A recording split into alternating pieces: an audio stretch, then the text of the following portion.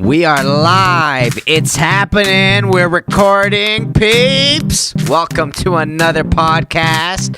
How's it going? What's going on? And how you been? Bringing the bass. Here it goes. 1, 2, 3. Ooh, my timing was off today. What's going on with Kenny Molotov? Let the music cut out, but have you had a good week of plumbing? Did you get some pipes in? Did you size them? What you been up to, man? Are you a plumbing apprentice just listening in to find out what the scoop is with plumbing? Are you a licensed journeyman trying to find out what Kenny Molotov's been up to?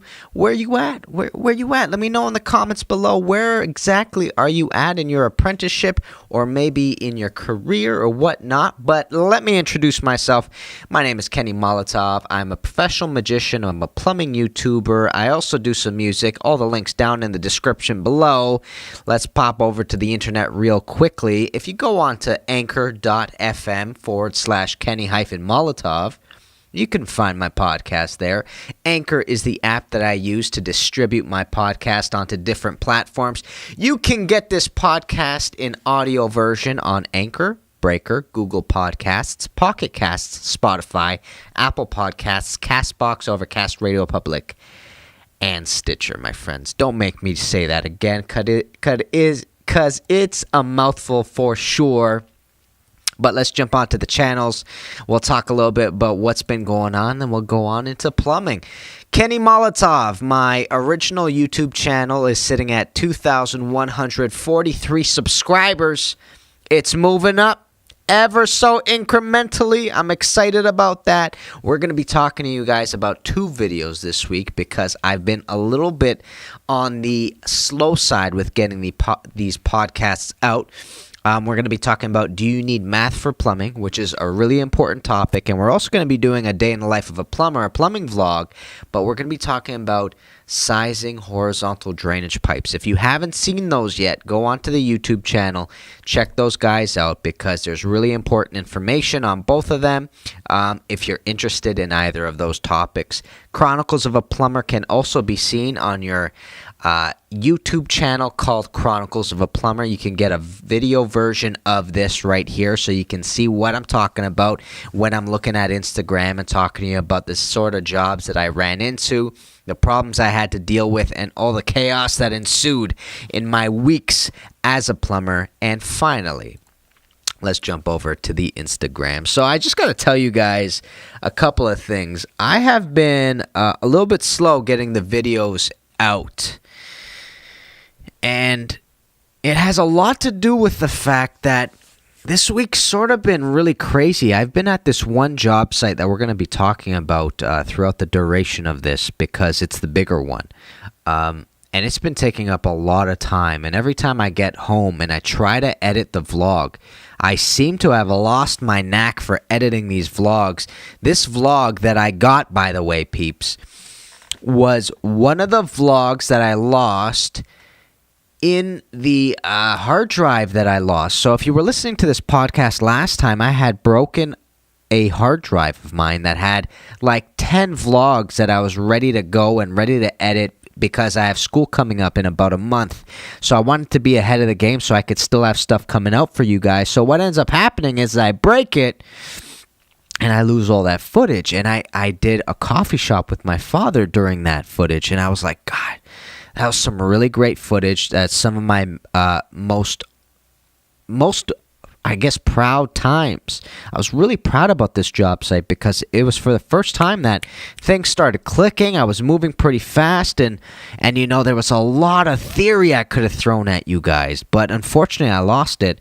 And then I was going onto this computer that I'm currently working on now, and I'm looking around on my desktop, and I realize on my the desktop on the computer, and I go, holy crap, wait. And I found a vlog of us doing undergrounds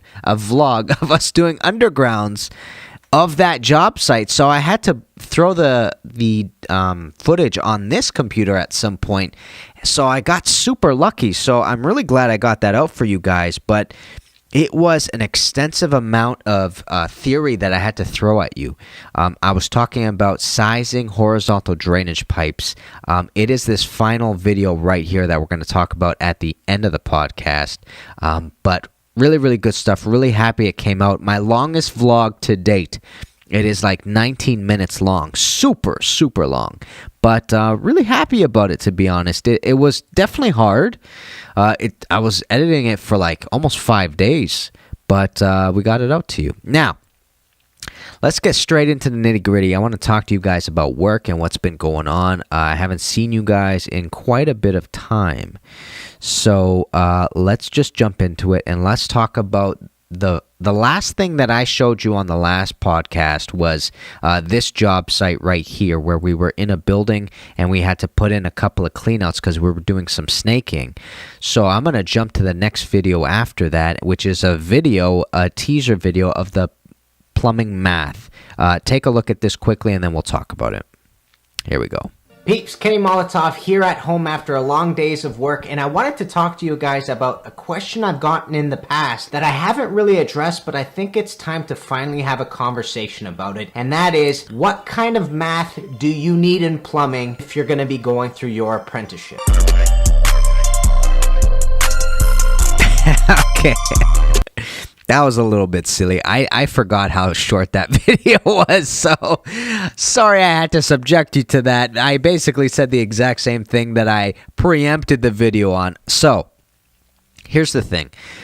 I have found through my experience in going to plumbing school is that a lot of people are very uncomfortable about the math portion that's going to take place during plumbing school, which is understandable because I was nervous about it too, as were a bunch of the people that I was at plumbing school with. So through that video that I made, if you go check it out, I'm gonna take you through the plumbing math that I was encountered with in basic and intermediate plumbing. So I'm gonna go through the types of math there were, and the different topics you got to know, and I try to basically just prep you for what you're about to get into, and the sorts of things that you're going to encounter with, right?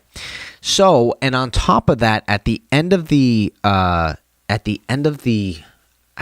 guess the sit-down session, the Q&A, it's not really a Q&A, but the sit-down session, I also provide to you 2 math sheets with questions that we got during school, which were ones that I formulated myself. I didn't give you an actual document from the school. I didn't want to really deal with any sort of copyright strikes or anything like that. So I created a couple of math sheets for myself to send to you guys, and then I also had an answer sheet at the end so that you can find out if you got the answers correctly, if you were on the right track. And at the end of that video, I also said, and I let you guys know that if you were interested, and I was asking for comments, I was asking if you're interested in potentially purchasing a course off of me on math, I'd be willing to make that for you. I just got to know that enough people out there are interested in this sort of thing. And you know what? I've gotten 4 or 5 responses saying, yeah, that's good to go. I definitely purchased that course from you. So I still leave that question out to you guys, and hope you can provide me with an answer. If you guys want a course like that, I can definitely build it. I'm thinking of building it no matter what, but the more people I know that are going to support it, the more I'm going to push myself to get it done, because I don't think math should be something that you're terrified of. I understand why you're scared of it, if you are one of those individuals that are, because there's something really cold about numbers, really cold about the study of math, because there's only one correct answer, and if you get it wrong, it's wrong, you know what I'm saying? So I know growing up for me, math was not a strong suit. I think that's how you say it. Wasn't a strong suit. I didn't do well with it. But I've gotten better over time. So I ended up doing fairly well on the math during plumbing school. So if that's something that I can help you peeps out with, I'm more than happy to do so. You just got to let me know in the comments below here on YouTube, or you can go to that video on the Kenny Molotov channel and check it out there.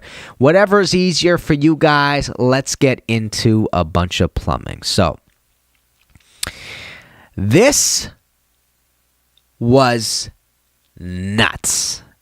And I mean that totally, and I don't mean that sarcastically. I mean this genuinely. This was a rough install for me. Only because of the thing that I'm going to show you in just a little bit of time. What you're looking at here, Peeps, is this is a dishwasher. All right. Now, it doesn't look so intimidating, doesn't look like a big problem, but what ends up happening is this flight of stairs right here. Look at those bad boys. Aren't those rough looking? Don't they look like they've taken lives before? Well, let me tell you, they were talking smack the whole way down. So here's the thing. I got called in for this job. I think it was sometime last week. And Dad goes, you got to go install a dishwasher. I go, okay, cool, no problem. I get there, and they go, oh, yeah, the dishwasher is on the patio. Okay, no problem. Usually the kitchen's on the main floor. I go in there. It's a bloody duplex. No main floor for Kenny Molotov, so I now have to disconnect the one we're looking at here. I've got to take it down this flight of stairs. I've got to unbox the second one. I got to take it up that flight of stairs. And I got to do this without puncturing holes in the wall. That's really the tricky part, if you know what I'm saying, Peeps. I could bring it up, but your walls are going to look pretty mashed up when I'm done. But if you want me to do it without hitting the walls, bro, that's going to be extra. You know what I'm saying? That's going to be extra. So here's what ends up happening. I was actually pretty proud of this install because dishwashers aren't something we do all the time, and they're not something I'm totally comfortable with. I understand fully what the process is of taking them out and putting them back in.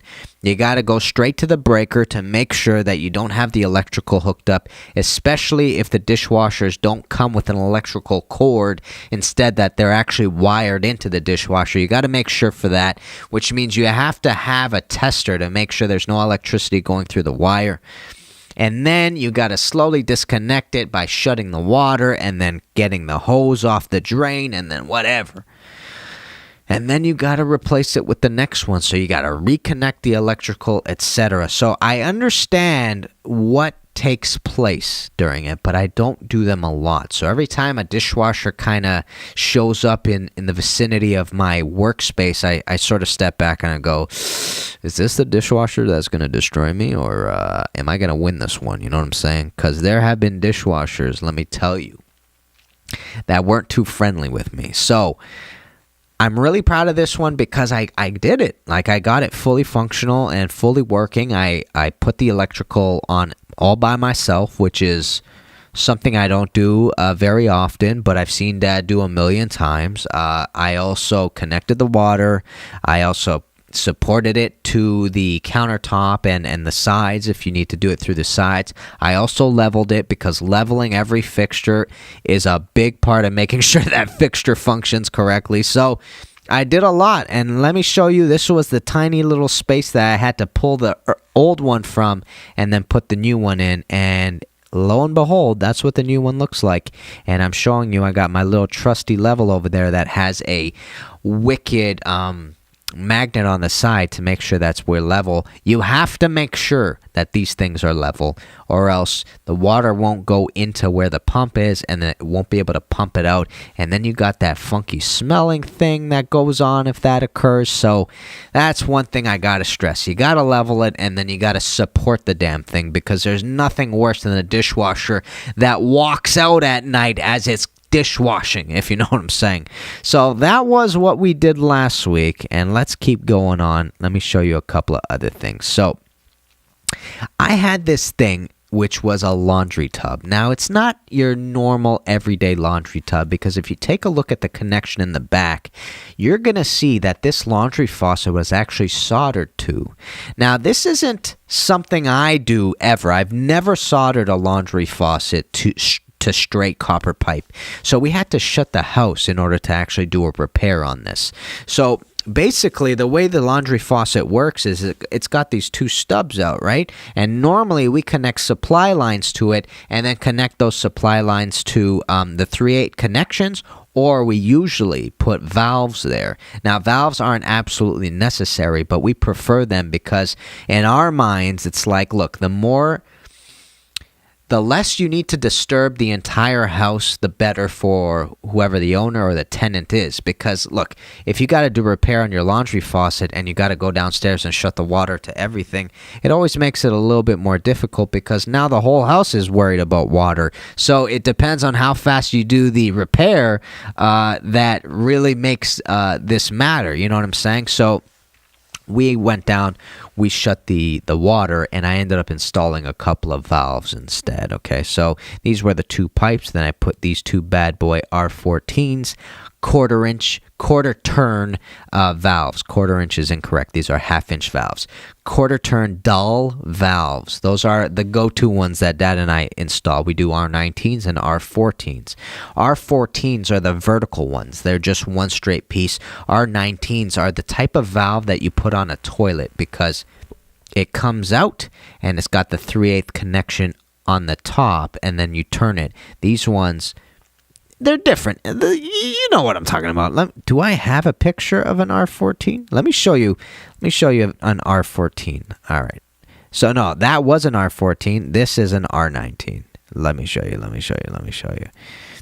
This bad boy I put right there. This is an R19. You see the difference in the mechanics of it? The R19 has a little stub out with a 3/8 connection there. Okay, so now that we got through that, I ended up putting these R14s on this bad boy right here, just like so. And then I went ahead and I reinstalled the faucet, but instead of doing it the way they did it, I put two supply lines at the bottom of the new faucet. I was swapping out the old one for the new one, and then I was connecting it to the 3/8 pieces on the R14s, and then I connected it to the stubs on the faucet itself. So that was the big difference between the old one and the new one. And what they were dealing with was a primer connection issue, actually. So not only did I have more? No, I have no more pictures. Not only did I install the new faucet, but laundry faucets have something called a primer connection. A primer is essentially a very tiny pipe that goes into a floor drain. So every time you turn on your faucet, which is connected to your faucet, it's got that tiny primer, and a little bit of water will trickle through this pipe and go into the floor drain and prime the level of the floor drain, especially if it's in the basement where nobody really accesses the floor drain or throws water into it. So if you get a laundry faucet, you'll notice that a lot of them, some of them don't actually have primer connections. I ran into some issues with that as well. What you'll notice is if you turn the faucet upside down and you look in the center of it, it'll look like there's an Allen key connection there that you can actually take out with an Allen key, and that's where the primer goes into, okay? So that's what I also had to do, and that was the bigger issue that they had, and that's why they called us in initially. My dad ended up coming back the following week, which was this week, to install their main valve because their main valve wasn't holding well. So that's on a side note right there. But let me show you some other love. Walker_Beulah has been supporting the channel for quite a bit of time. So Walker Beulah, if you're listening, I appreciate all the love and support. Walker is Beulah. I don't know if your first name is Walker or if it's Beulah. I'm struggling with that, I gotta be honest. But I know you're an apprentice because I've seen some of your videos and you seem to be doing some awesome stuff. Walker Beulah just got a new pipe wrench, actually, which was, I think he won it or something like that. So killing it. Keep it up. The R19 that I showed you came off of this toilet right here. I gotta tell you guys, this toilet, this is the old one. These are the old, I think they're Kohler toilets, but they're horrible. They kick our butts, man. They're very hard to take out. They're extremely difficult to take out the door, man. These are some rough times that you're looking ahead of you because this is a one-piece toilet, and I think these ones actually are the better ones where you do have somewhere to grab onto, or this might not be it. No, I think it was another model, but these guys are so large and round that they're really awkward to take outside. So I had to take this down a flight of steps. So anyways, this is the old one, okay? And I'm replacing a toilet here, and they have a wax gasket. And as you know, Dad and I tend to use rubber rather than wax, except for certain circumstances. Now, here's the crazy part. What you're looking at right here is another R19 valve. This is the old one. But this connection right here that you're looking at is massive. I don't even know if it was. It looked stupid big. It looked like it was 3/4 connection or something crazy like that. It probably was 1/2 inch or 1/4 inch or something crazy like that. But it was. Is 3/8 bigger than 1/4? 2/8. Yeah. No. This was definitely 1/2 inch or 3/4. This was ginormous, and I've never seen a threaded connection this big on a toilet. On a toilet valve. So I had to solder this new bad boy in, like I was showing you earlier, which is just another R19, but with a regular 3/8 connection, which is the one Dad and I use. And then afterwards, I had to fix up the flange. No, actually the flange was pretty good. I've been having a string of luck with these flanges, by the way. There was a section of time where every single time I lifted a toilet off the flange, I had to put in like 18 repair kits to make sure this thing looked normal. But luckily, fingers crossed, knock on wood, everything's been A-OK thus far. We'll see what next week has in store for Kenny Molotov. So after I installed the valve, I then put the new bolts to the new toilet, and then I put this new gasket down. And here's what's interesting about the toilet that you're about to see, okay? You see this little funky little extra hole right here? And if you look above, you'll notice there are a couple of extra holes up there as well. So this is an American Standard toilet, and kind of like all American Standard toilets, it was a really decent install, except, and that's a really big except, when I got to turning on the damn thing, that hole became my worst enemy. So let me explain this to you. This toilet has a built-in function of cleaning the bowl as it flushes, okay? So these two holes right here on the left and the right are the holes for the seat.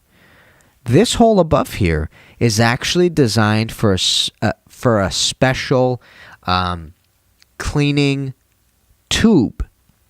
And I forgot the company that makes the tube, but it's one of these big companies. Like, it's definitely not Mr. Clean, but it's like a cleaning company. And this little tube goes in, and you screw it in tight, and every time you flush the toilet, it spins around the bowl, and soap goes around it, and it cleans it by itself. Now, here's the thing. Kenny Molotov didn't read these instructions up here that said warning.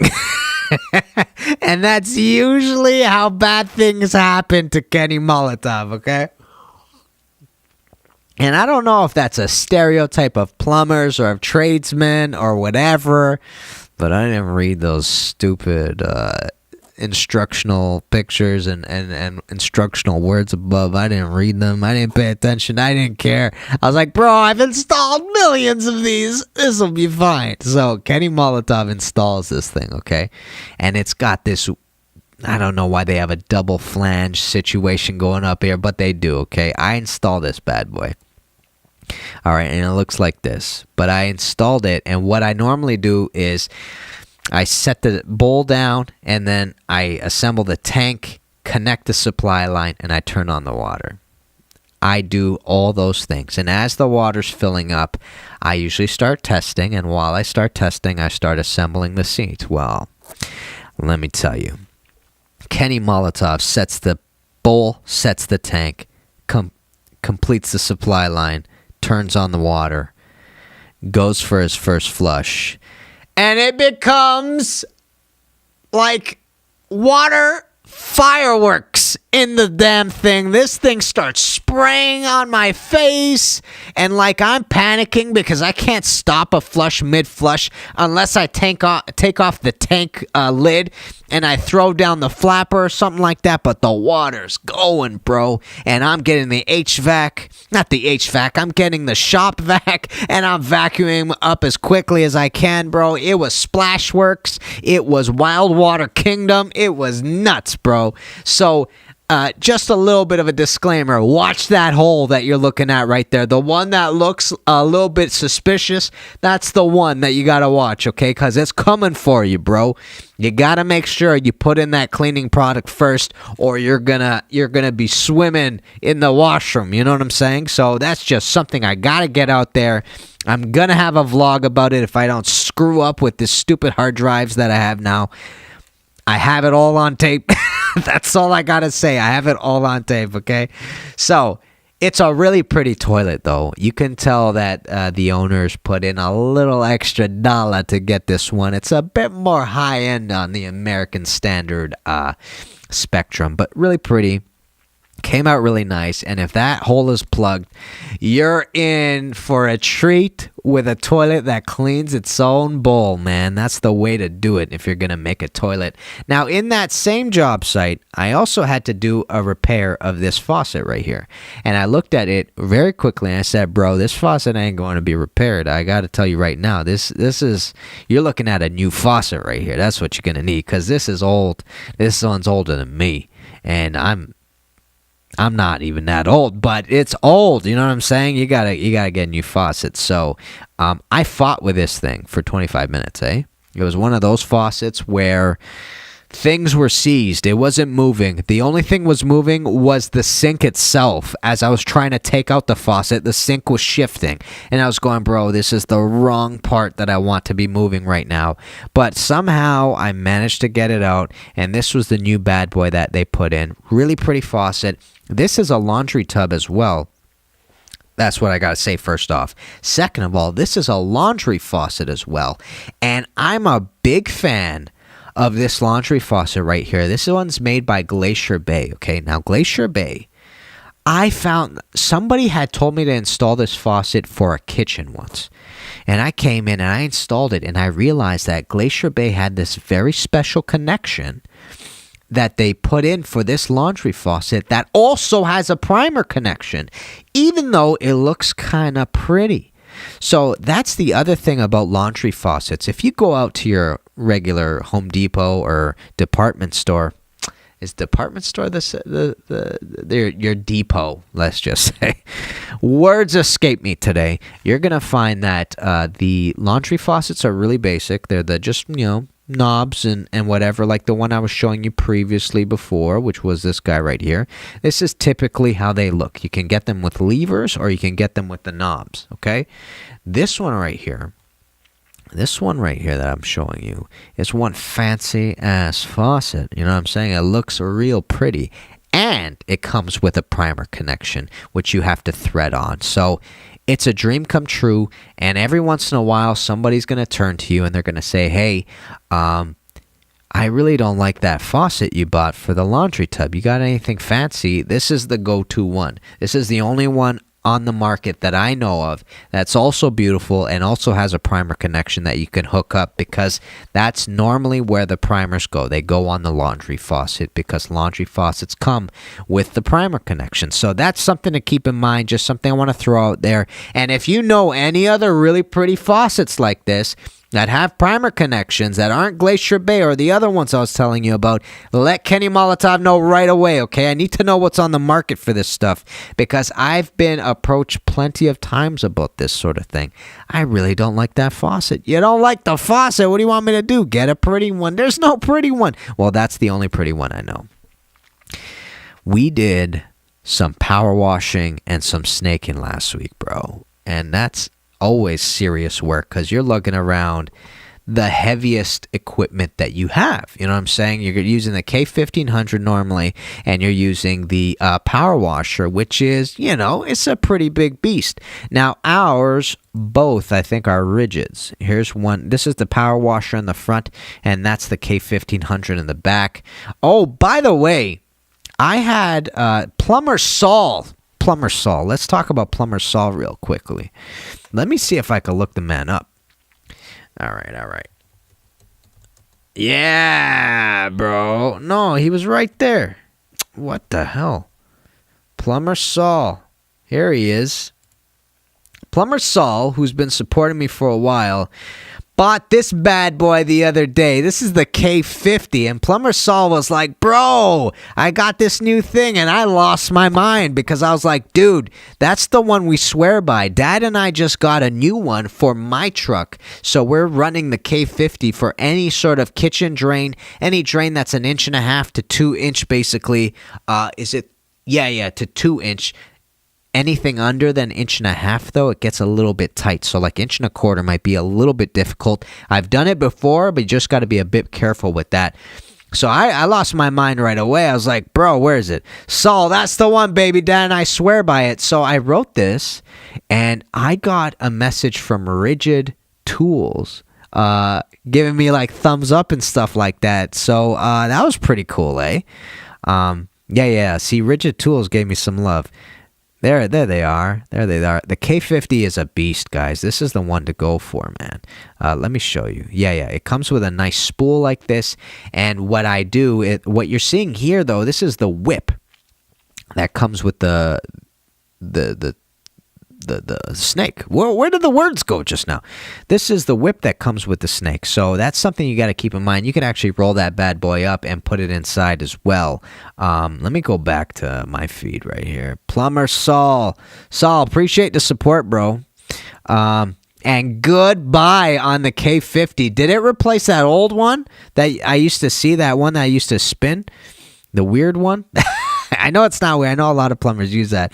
Plumber Saul knows what I'm talking about, bro. So anyways, let's go back to the power washing, okay? So we go by the Rigid Tools. Dad's a big fan of these bad boys right here. So let me tell you what the power washing process is usually. This is a maintenance thing that we do in buildings, and essentially what happens is we come in and we first start cleaning out drains. We do the drains inside. We do the storm drains inside the garage area, which is an underground garage for this building. And then afterwards, we throw the power washer in and we spray those bad boys down. And then we do that on the kitchen stacks in the building as well, because the kitchen stacks get really gnarly if you don't do this. This is a really important maintenance thing in buildings. So as you can see right here, this is not a power washer that you're looking at. This is the K1500. We're just running water as we're snaking it because those things go hand in hand. You're going to clean out the pipe way better. And this little thing right here was a little boomerang that I took of the power washer doing its thing. So the power washer works with this PSI bar, right? So what you'll notice is it'll fluctuate up and it'll start standing there, which means it's giving you as much PSI, as much pressure as possible to really scrape the sides of the walls of the pipes. That's what you want from the power washer. You want it to have so much PSI that it's spraying all that gunk off of it. And then what we did is we put it on a pulse mode. So there's two modes that we typically work with. One is regular mode. It's spraying continuously as it goes down the pipe. And then you have pulse mode where it'll do what it's doing right here. It'll come up, it'll drop. It'll come up, it'll drop. And those settings basically just spice it up a little bit, and sometimes the pulse does a better job of getting certain spots than other things. And then the first one I was talking about, the first setting that I was describing, but that took place. That was a whole day. That was cold as well. So that's another thing. If you're working in garages like that now, you got to make sure to bundle up. Now, let's jump over to the job site I was trying to tell you guys about. It's not as extensive as what the coffee shop is. So if you go see the video that I just had posted, which is how to size horizontal drainage pipes, a day in the life of a plumber, you're going to see an extensive job site, a pretty big, there were like 12 or 13 fixtures that we had to rough in for that bad boy right there, okay? This one right here, it's a little bit different. We're going to have one massive grease interceptor. We're going to have 2 kitchen sinks. You're going to have a floor drain, you're going to have a mop sink, and then on the other side, you're going to have 2 extra floor drains and 1 back-to-back sink, 1 hub drain, and another hub drain. So actually, that's not bad. That's like nine fixtures, basically. So not as extensive because it was a smaller space and everything was a bit more compact, but still pretty significant. Let's take a look at it. So what you're looking at are okay. Okay, so what you're looking at is the amount of braking that had to be done in order for us to get everything accessible to the way it is. So Dad was really stressed about this, guys. Dad was super stressed because he has never... Dad and I have done braking in the past, and most of that braking was moderate braking. It wasn't really difficult stuff. This sort of thing that you're looking at here, you're looking at half a foot of cement to be cut, and then you're looking at plenty of more digging to be done to make sure that your pipes have the correct slope. And what you're seeing right here is a massive pit. And that pit right there is where the grease interceptor is going to be. And that's a second thing that I haven't mentioned. We're doing, for the first time, a grease interceptor that is undergrade, which is underground. So you literally are going to bury this thing into the ground and cement around the side. So somebody has to come in at some point and clean the grease out of this grease interceptor, because you can't just disconnect it and walk away with it like we've done in the past. Most of the other ones, let me correct that. All of the other ones have been under sink grease interceptors. So you literally slide it under the sink and you pull it out and you clean it and you bring it back. That's how it works. So that's another thing. That was a big obstacle. So Dad was super stressed about this on the week that he was doing the braking. The following week after that, he was a dream, let me tell you. Keep looking. So if you look right here, this is a double Y connection. Sorry, this is a Y connection that Dad had to install to connect to a previous floor drain and also to run it for the mop sink that's eventually going to take place there, okay? Let's keep going. This is the existing pipe that's in there. This is the main, essentially. This is the pipe that we have to connect to in order to connect all the plumbing. A 4-inch transite pipe that we have over there. And on the other side, we're going to have to rough in. What you're seeing right here is like the very early stages of me thinking about how to rough in the double compartment sink, which is going to come on the right. Sorry, a back-to-back sink, which is going to come on the right, and all the way to the left that you're looking at here, that's where the floor drain is going to be in this area. And if we keep going further, we're going to have to connect an additional floor drain right over there. And then further down, that's where the hub drain is going to be. So a lot to do. Really interesting job site.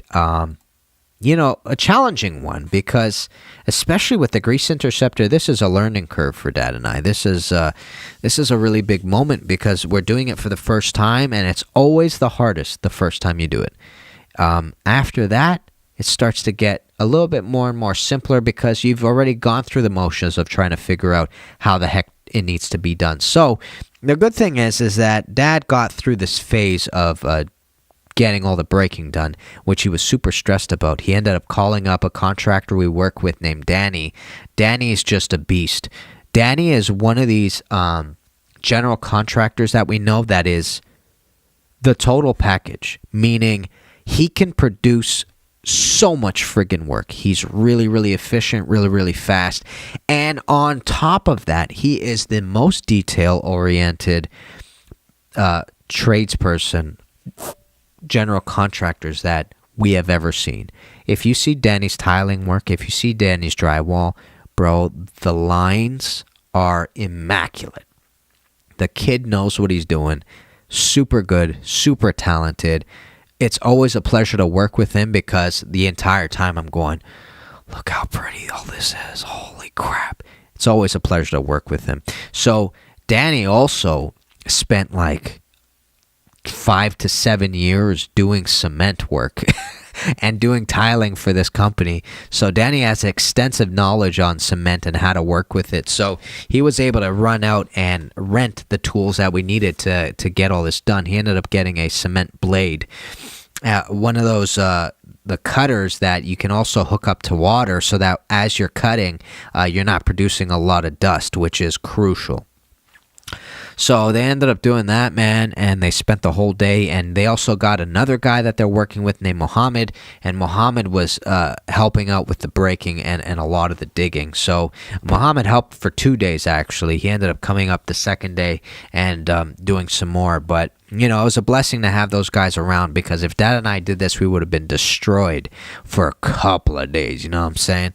But having more hands on deck is always going to make things way easier. So now that Dad's done that once, though, I mean, it makes things a little bit easier in the future, because we know we have a couple of guys we can call to help us out.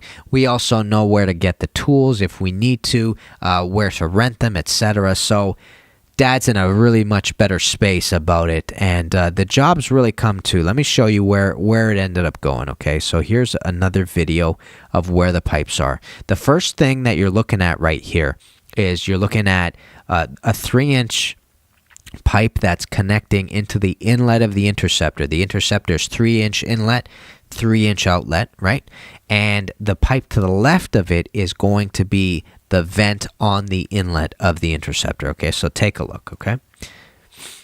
So as you're running through, and now you have a clean out. You need a clean out so you can clean the inlet of the interceptor, okay? And you continue moving forward, and you see this red little thing right here? This is a flow control plate, and if you've heard me talk about grease interceptors before, the whole point of grease interceptors is to separate grease and water and try its darndest to just let water back into the city and hold on to as much grease as possible. In order to do this, we must install flow control plates. And a flow control plate is essentially a pipe that closes in diameter, that gets smaller in diameter to slow the flow of water as it's going into the interceptor. Now, here's the thing that we ran into. We went into the first phase of our inspection, and the inspector comes in, and he sees the flow control plate, and right away he's going, "What the hell is that?" I go, "Well, that's the flow control plate." He goes, "No, I don't think you're allowed to have them underneath the ground." So I end up calling up another inspector, and that inspector verified, you are not allowed to bury flow control plates. It needs to be fully accessible so that you can remove it if need be. So this was a big moment for Dad and I, because I was like, man, okay, we never knew that before, because we have never dealt with a grease interceptor under grade. That goes below grade. Instead, we used to have one above grade, so you could just rip that thing out if you needed to. So we had to then figure out, how are we going to run this darn thing? So let me go back real quickly, and I'll show you what we had to do. Okay, so darn it. Let me start that video again. Sorry, peeps. Here. So instead of having the flow control plate there, we took it out. And I ended up just roughing it in so that the flow control plate was not there, but the vent was still there. So what we're going to do instead is I'm going to run a flow control plate for both sinks. On this back wall right here on the left, we're going to have a 3-compartment sink. And on the sink on the right is going to be a 2-compartment sink, and both of them need to run into the interceptor. So we're going to put it above grade, above ground. We're going to put a flow control plate on the one, flow control plate on the second one. We're going to run vents for them, and that way you can get underneath, you can access them, you can snake through them, etc. That's the game plan, and that's how we solve that issue. But the inspector and I talked a little bit about different things that we could have done in order to get this done. We talked about potentially offsetting this vertical pipe to horizontal, 3-inch horizontal, and then putting a flow control plate, and then putting a double Y above it. And we were thinking, man, that's going to be way too high for the drain, etc. So there was a little bit of problem solving that took place, but Dad and I eventually went with the option that the inspector gave us, actually, which was, why don't you just run 2 flow control plates, one for each of them, make it easier on yourself. And that's the game plan. That's what we're going to do. So this was, okay, so let me show you the grease interceptor now. Massive, eh? He's a big dude. Massive, massive kid. And then if you keep looking, here's the outlet of the interceptor. It's 3-inch. It's got to run a vent as well. You always need an anti-siphon vent on the end of the interceptor so that you don't pull grease with the water. And also, you don't want to pull water out of the interceptor just from siphoning. And then we have another clean out so that you clean the outlet of the interceptor. And as we continue on, what you'll notice is there's a floor drain primer here that we're running around the interceptor, and that's because when the braking was taking place, that floor drain primer that was there, it was gone, bro. We ended up going straight through that bad boy. So follow the primer. Everything's moving to the right. This pipe right here on top is actually the vent to the old floor drain. We had to cut that vent and redistribute it, re-aim it, basically, to go up into this wall right here. And those are 2 vents and 1 drain. The middle one, I think, is the drain, or the one on the left is a drain. So one is the vent. Okay, the one all the way to the left is the drain. And this, okay, here's what I got to tell you as well. We also didn't pass inspection because this was a little bit confusing. This was like a miscommunication on the part of the owners of the restaurant we're working in. So the owners of the restaurant had a laundry tub, and sometimes they're interchangeable with a mop sink. I don't know if they should be, but I know that in the past there have been times where inspectors have said, okay, it's cool, just use a laundry tub, whatever. But this inspector was like, no. If it's a mop sink, we got to put in a mop sink. So we had to take out the flow control plate and figure a way to deal with it, and then we had to put a mop sink as well. So we had to redo all this plumbing right here in the corner, which is something that I think I have pictures of. I might be posting next week. And as we continue on here is the back-to-back sink that we have right here, and we ran 2 extra vents as well, 1 vent for each of the floor drains. Now take a look. You also see that there are 2 floor drain primers going up here because there are 2 floor drains here as well. But you're only seeing 1 floor drain primer currently because I didn't run that yet when I took this video. So what you're looking at here is the vent to the floor drain that we're currently looking at right there.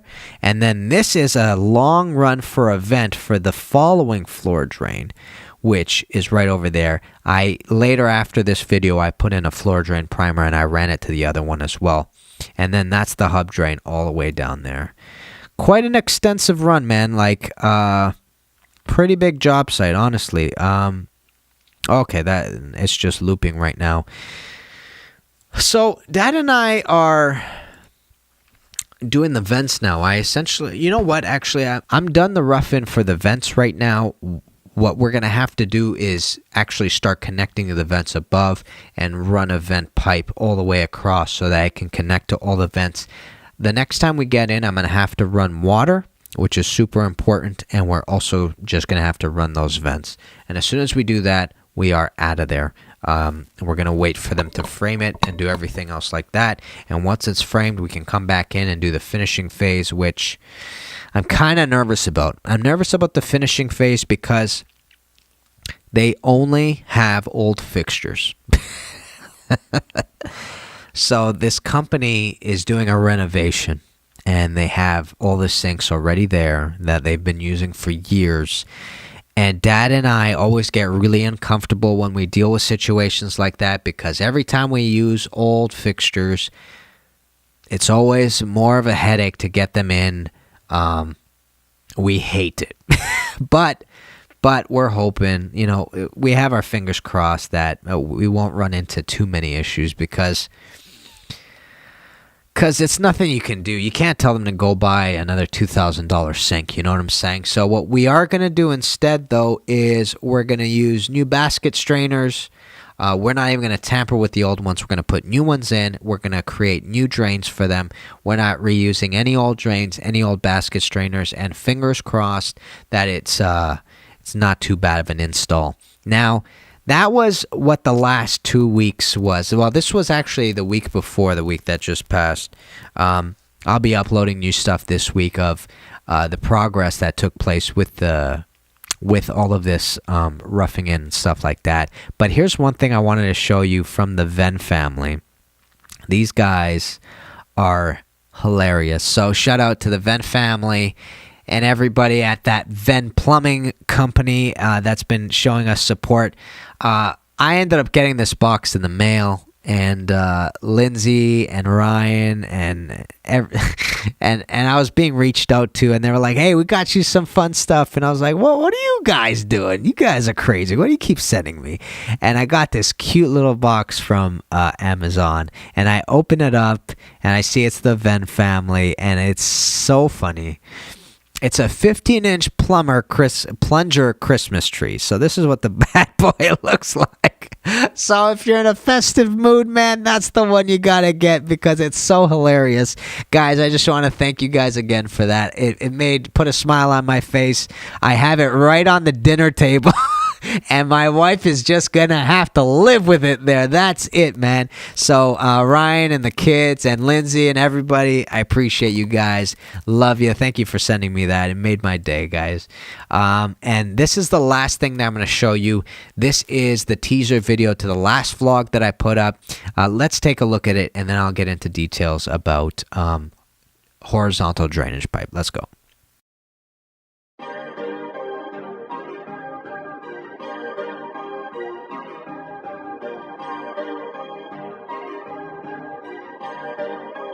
Perfect.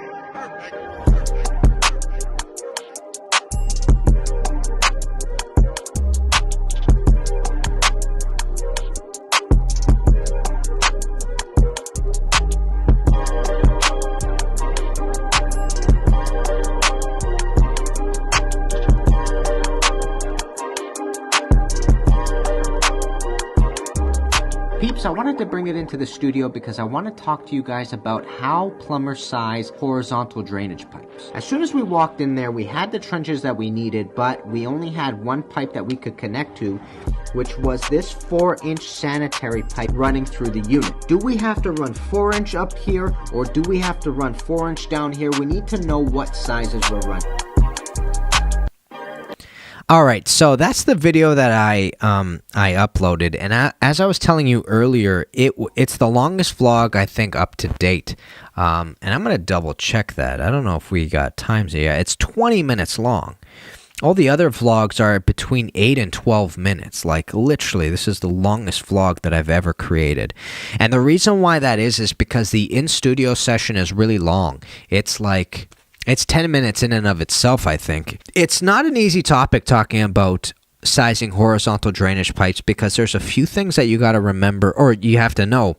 So in this video, I essentially go through what it takes to size horizontal drainage pipe, which is an extensive topic. There's a lot of things that's being thrown at you at the same time. There are a couple of pages in the plumbing code book that are just charts, and these charts, if you don't understand them, you'll have a hard time understanding what those numbers mean. And essentially I have to take you through what fixture units are, what hydraulic load is, and how much hydraulic load a 3-inch or a 4-inch pipe needs to have. And then we also talk about slope because the hydraulic load will depend on the size of the slope and stuff like that. So the in-studio session was, like I was saying, around 10 minutes long because of just how thorough this had to be in order for me to kind of make sense of it for you guys. So it was an extensive one done. It took way longer than normally because there was an extra 10 minutes in comparison to the other videos. So there was a ton of theory thrown at you and a ton of editing and cutting that had to take place. But I had a lot of fun with it. I just don't know if it was too much, if you know what I'm saying. So if you get a chance and you watch that video, let me know. Let me know if this is something you want to see more of, or if this is something that you're like, you know what, yeah, we can pull back a little bit on the thoroughness of this or whatnot. But that's what you're going to have to deal with when you get to plumbing school. Plumbing school is going to train you up on understanding hydraulic load, understanding horizontal drainage. And we didn't even talk about horizontal drainage venting. So, sorry, not horizontal drainage venting, just venting. There's an entirely other system on venting, and they have their own charts, etc. So that's something I definitely would like to know if you guys are interested in how deep and thorough this sort of stuff is. Another thing I gotta state before we get out of here, because we are in our last minutes here on the podcast, is that there was a call for a Q&A. I ended up putting up a poll, and at the beginning of this video, you'll see that I give you guys a shout out of, okay, if you got questions, let me know in the comments below. I'll answer them. And I'm going to do that here as well. I'm going to be shooting a Q&A within the next week. I need questions in the comments below. If you want me to answer them, let me know what you guys are thinking. Let me know what you guys want answered, and I'll get that done for you. Peeps, my name is Kenny Molotov. I'm a plumbing YouTuber, professional magician. I also do some music. Take a look in the description below. You'll be able to see all those links there. Find me on anchor.fm/Kenny-Molotov or any of your podcasting platforms that you love to download on. And I'll see you guys very soon. Kenny Molotov, guys. Peace, baby.